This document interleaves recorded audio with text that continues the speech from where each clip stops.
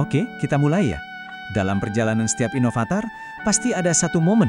Momen yang sunyi, genting, tapi benar-benar menentukan. Momen yang bisa loh mengubah segalanya. Nah, kutipan ini pas banget buat mulai. Kenapa? Karena inti masalahnya tuh di sini.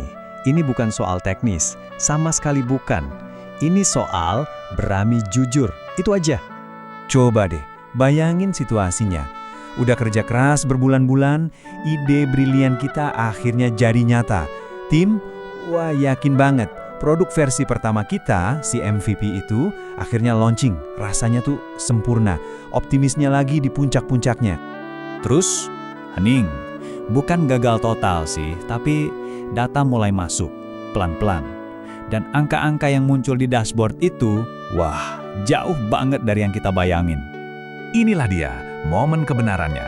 Momen di mana ekspektasi kita yang setinggi langit ketemu sama realita data yang dingin. Ini momen yang sering banget dihindari orang, padahal justru ini yang paling penting. Data yang masuk itu jujur bisa jadi menyakitkan. Konversinya kok rendah banget. Fitur andalan yang kita bangga-banggain, ternyata nggak ada yang pakai. Tiba-tiba semua asumsi dasar kita goyah.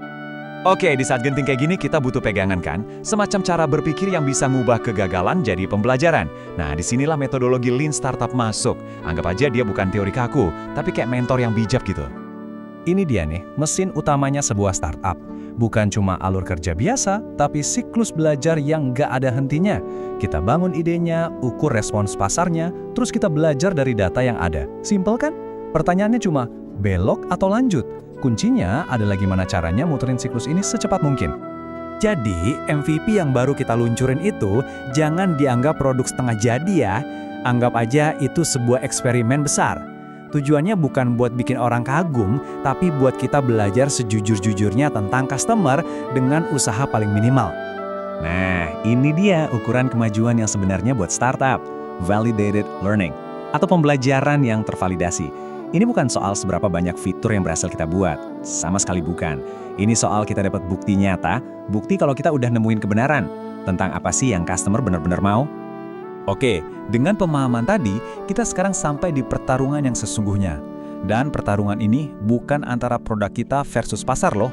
Pertarungannya ada di dalam diri kita sendiri, antara ego melawan fakta. Jadi gini, pas data bilang A dan keyakinan kita bilang B, biasanya ada dua jalan. Jalan pertama, ya mode bertahan. Kita nyalahin datanya, cari-cari alasan, pokoknya mati-matian bela ide awal kita. Jalan kedua, itu mode reflektif. Kita terima kenyataan dan dengan kepala dingin coba dengerin apa sih maunya data ini. Ungkapan ini benar-benar ngena. Intinya kita di sini bukan buat nyari validated ego, tapi nyari validated learning. Beda banget kan? Nah, ini pertanyaan buat kita renumin bareng-bareng.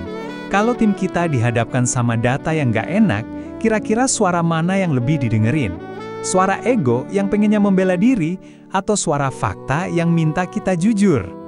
Dan kemampuan buat milih fakta di atas ego ini bukan cuma omongan filosofis ya. Hari gini ini tuh jadi salah satu skill profesional yang paling dicari. Ini kejadian setiap hari loh, ada product manager yang berani bilang, stop, fitur usulan saya ini kita batalkan. Ada founder yang muter haluan bisnisnya 180 derajat. Kenapa? Karena keputusan mereka lahir dari pembelajaran, bukan sekedar ego. Dan kutipan ini benar banget. Di dunia nyata, investor tuh nggak takut sama kegagalan. Kegagalan itu biasa. Yang mereka takutin itu tim yang keras kepala, yang nggak mau belajar dari kegagalannya. Jadi, gimana dong cara kita ngelihat data yang jelek ini? Kuncinya simple, ubah cara pandang. Data itu bukan hakim yang bilang kita gagal. Anggap aja data itu pemandu, yang lagi nunjukin jalan yang benar. Ingat ya, data itu tujuannya bukan buat bikin kita down. Justru sebaliknya, data itu ada buat nyingkirin asumsi kita yang salah dan nuntun kita ke kebenaran, ke solusi yang emang beneran dibutuhin.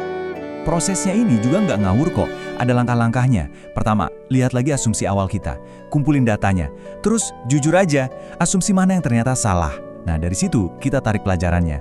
Baru deh kita bisa mutusin, kita mau pivot atau belok arah, persevere, lanjut tapi ada perbaikan, atau ya udah, stop. Kutipan ini dalam banget sih. Bisa ngejelasin kenapa kita salah itu bukan tanda kita lemah. Justru sebaliknya, itu tanda kalau kita udah setengah jalan jadi problem solver sejati. Dan pada akhirnya, momen-momen sulit kayak ginilah yang justru jadi pemicu pertumbuhan kita, baik sebagai profesional maupun sebagai manusia. Coba deh, ingat kalimat ini.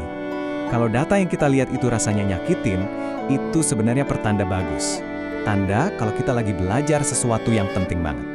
Itu rasa sakit karena kita lagi bertumbuh. Jadi intinya apa? Kita perlu mengubah definisi inovator. Inovator sejati itu bukan orang yang selalu benar dari awal. Bukan, tapi mereka yang selalu dan selalu mau belajar. Oke, kita udah berhadapan sama fakta. Pertanyaannya sekarang simple. Dengan pola pikir yang baru ini, siapkah kita buat lanjutin perjalanan? Areno berikutnya sudah menunggu.